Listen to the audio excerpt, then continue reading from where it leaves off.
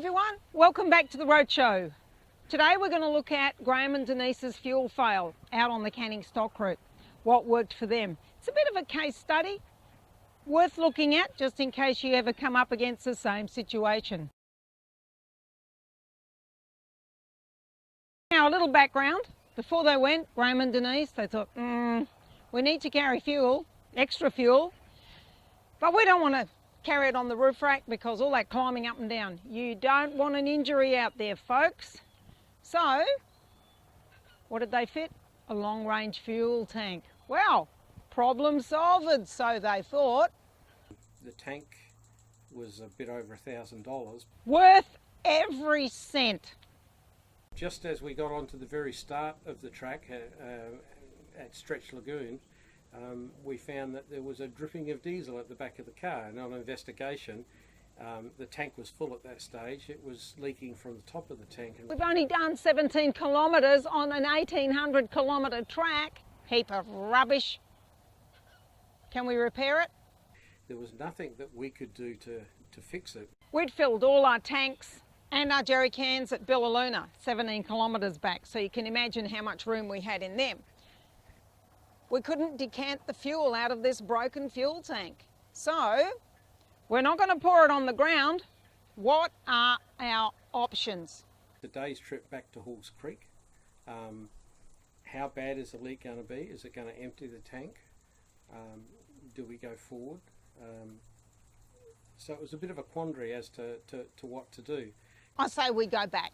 First thing was, though, that the leak was obviously coming from the top of the tank, not from around the sides of the bottom of the tank. So it would seem that the tank wasn't compromised completely, so there was a probability that at some stage the leak would stop. Initially, as we drove along the rest of that day, the leak actually got worse and started to drip faster, and then started to run a bit. It's getting worse. Why don't we go back? I knew that when we put the long range tank in, we'd given ourselves 50 or 60 litres of extra capacity than what we thought we needed to cover the track. So providing the leak wasn't such that it emptied the tank, we had a fair safety margin there. The 80 series Land Cruiser has got two tanks. So it had this long range tank that we'd put in, which was 180 litres, but it also had the main tank, which was 95 litres. So that gave us, in normal driving, 600k, call it 400 kilometres on the canning stock route. Unless the tank failed completely, we felt reasonably happy that we should be able to make that distance. Okay, Graham and Denise could make the 600 kilometres to Coonawarra, as long as the new fuel tank didn't completely fail. But what if it did fail completely? It was possible that even if the leak turned out worse than what we thought, we would be able to use fuel from other people. So how did it work out? The leak by about mid the next morning had stopped, and it stopped at about 2/3 of the tank. So, probably 120 to 130 litres in the tank was okay, and then it didn't leak again until we put more fuel in. So, as it turned out, I think we made the right decision, and we completed the trip without having to get fuel off of other people. Okay, Graham, what advice do you have for people like me? Don't panic is the first thing, and just take your time and assess the situation, the pros and the cons.